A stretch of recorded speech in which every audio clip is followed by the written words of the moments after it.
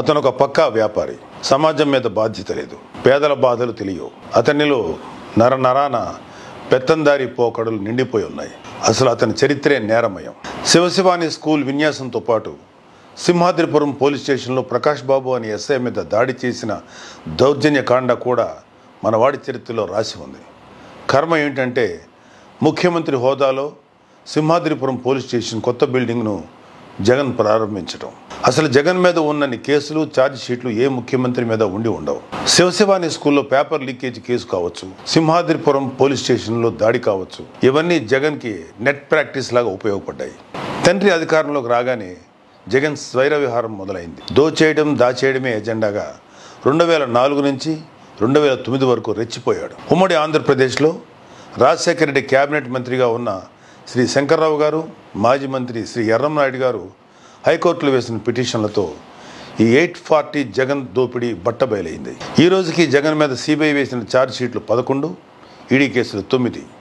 నేరపూరిత కుట్ర, criminal conspiracy, మోసం, cheating, నేరపూరిత నమ్మక ద్రోహం, క్రిమినల్ బ్రీచ్ ఆఫ్ ట్రస్ట్, లెక్కలు తారుమారు చేయడం, ఫాల్సిజేషన్ ఆఫ్ అకౌంట్స్, క్రిమినల్ మిస్కాండక్ట్తో పాటు అవినీతి నిరోధక చట్టాల కింద ఈ కేసులు నమోదయ్యాయి.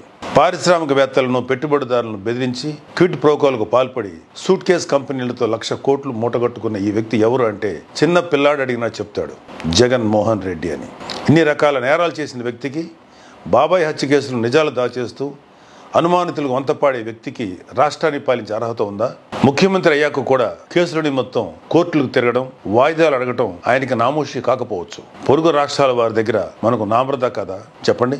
జగన్ ఇప్పటికీ 3,000కు పైగా వాయిదాలు తీసుకుని రాష్ట్రాన్ని పాలిస్తున్నాడని న్యాయ నిపుణులు చెప్తున్నారు.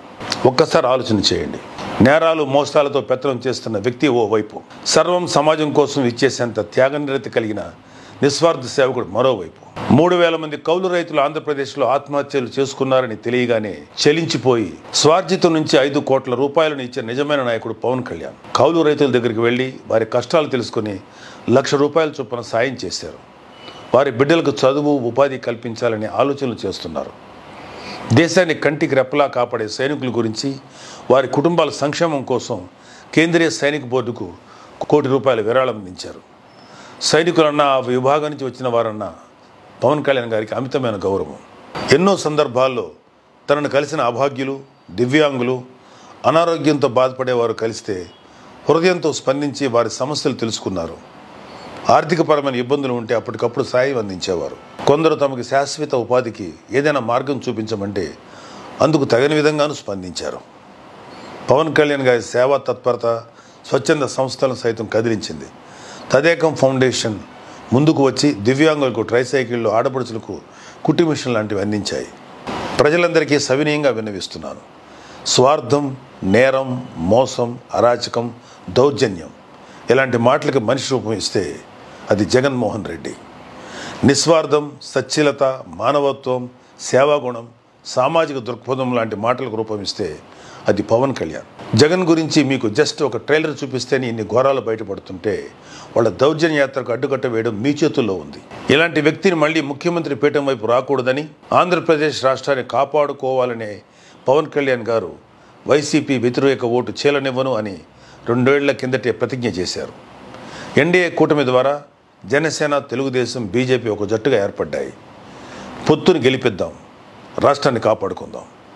జై జనసేన, జై బీజేపీ, జై తెలుగుదేశం, జై హింద్.